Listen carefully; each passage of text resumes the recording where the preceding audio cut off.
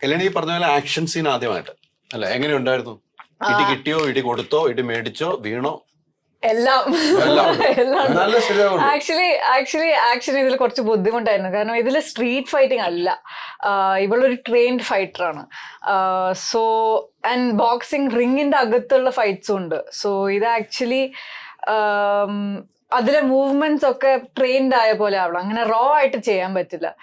And to be honest, മാസങ്ങളും വർഷങ്ങളും എടുത്തിട്ടാണ് ഇങ്ങനെ ഒരു ക്രാഫ്റ്റ് എല്ലാവരും പഠിക്കുന്നത്. ഞങ്ങൾക്കൊരു 3 ആഴ്ച ഉണ്ടായിരുന്നുള്ളൂ. അത് കഴിഞ്ഞ് നേരെ ഷൂട്ടായിരുന്നു. സോ ട്രെയിനിങ് ഭയങ്കര ഇൻറ്റൻസ് ആയിരുന്നു. എല്ലാ ദിവസവും രാവിലെയും വൈകിട്ടും എന്നെ ഈ കിക്ക് ബോക്സിംഗ് ടെക്നിക്സ് പഠിപ്പിക്കാൻ ഒരു ടീം വന്നിരുന്നു. അരവിന്ദും ഡിഡിമോസാണ് അവരുടെ പേര്.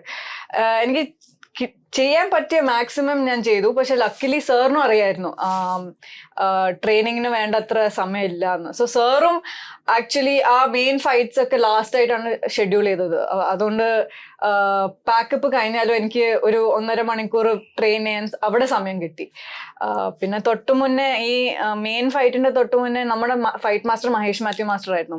മാസ്റ്ററുടെ ടീമും വന്ന് ഫുൾ ആക്ഷൻ കൊറിയോഗ്രഫി ഒക്കെ ചെയ്ത് ഒരു 2 ദിവസം എന്നെ പഠിപ്പിച്ചു. ടു ബി ഓണസ്റ്റ്, ഇത്രയും പ്രിപ്പറേഷൻ പോരാ. ഞങ്ങൾ എങ്ങനെയൊക്കെയോ മാനേജ് ചെയ്തു കിട്ടിയ ടൈമിൽ. പക്ഷെ Joshi sir actually action shoot ചെയ്യുന്നതിൽ ഒരു ലെജൻഡ് ആണ്. സോ എനിക്കറിയായിരുന്നു, ഐ വാസ് കോൺഫിഡന്റ് ഞാൻ സേഫ് ഹാൻഡ്സിലായിരുന്നു എന്ന്. എനിക്ക് ആ കോൺഫിഡൻസ് ഉണ്ടായിരുന്നു. അത് ഉറപ്പിച്ചു.